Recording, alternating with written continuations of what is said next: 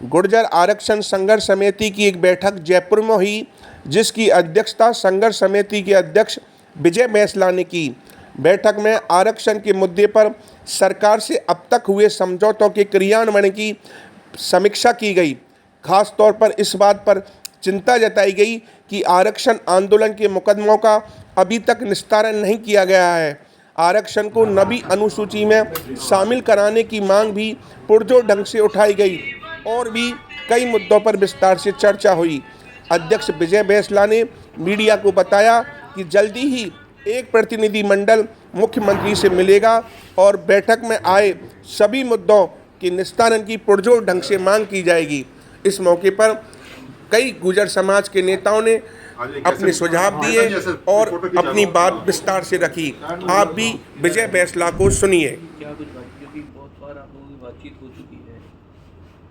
देखो, ऐसा है कि हर बार मीटिंग डिमांड्स के लिए नहीं होती।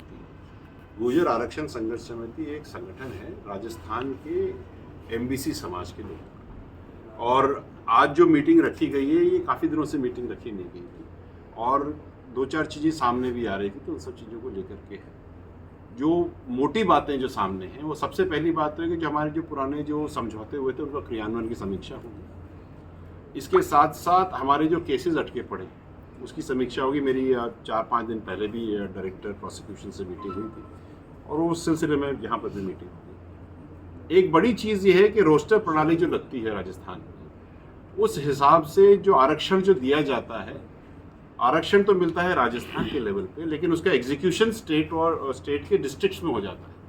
तो अगर 100 नौकरियां हैं, उनमें अगर 5 नौकरियां अगर एमबीसी समाज को मिलनी चाहिए थी, तो 100 नौकरियां 20 होगी तो एक मिलेगी, और वो डिस्ट्रिक्ट्स में बढ़ जाती हैं 10, 5, 3, तो एक भी आरक्षण मिलता 5% है कागजों में, लेकिन एग्जीक्यूशन में एक भी नहीं है। तो हम सब विचार करके नोटशीट बना करके माननीय सीएम साहब को देंगे कि भाई ये रोस्टर प्रणाली है तो इसको राजस्थान के लेवल पे लगाया जाए, जिससे आरक्षण का फायदा केवल एमबीसी को ही नहीं, पूर्णतः ओबीसी, एससी, एसटी, ईडब्ल्यूएस सबको मिलना चाहिए। इसके अलावा एक और बड़ी बात है कि इदाते कमीशन जो माननीय नरेंद्र मोदी जी ने बिठाई थी डिनोटिफाइड ट्राइब्स के लिए, उसके अंदर में राजस्थान से जो एमबीसी समाज की 5 जातियां हैं, इनको डीएनटी में अलाइन करने के लिए, लेने के लिए रिकमेंडेशन किया गया था, लेकिन अभी तक हुआ नहीं है। तो ये हम चाहते हैं कि तुरंत तरीके से हो, जिससे कि जो एमबीसी की जो 5 जातियां हैं जो बिल्कुल ही पिछड़ी हैं,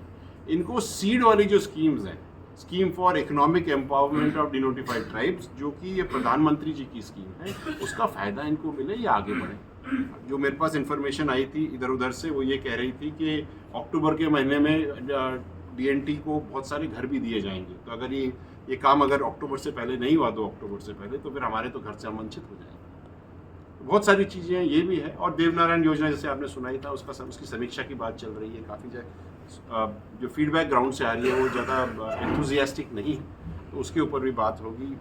कमिटीज़ बनेंगी और हम कमेटी सबको देंगे। संघर्ष समिति में मिलती है तो सरकार में थोड़ी चिंता हो जाती है कि कहीं कोई आंदोलन की राह पे तो नहीं जा सकते। देखिए, आप 5% आरक्षण अभी चालू है, तो आंदोलन वाली तो बात है नहीं, लेकिन बात यह है कि काम तो होने चाहिए ना, और होंगे काम। Let's be positive. हर एक मीटिंग लड़ाई के लिए नहीं होती। कुछ मीटिंग्स एक साथ बैठ करके सामंजस्य से नेक्स्ट स्टेप्स क्या लेते हैं उनके लिए भी होती है। वी आर वेरी पॉजिटिव कि हम ये बात रखेंगे, और इस मीटिंग के बाद हम सीएम साहब से टाइम लेंगे, प्रतिनिधिमंडल जाएगा उनसे और अपनी बातें उनको रख के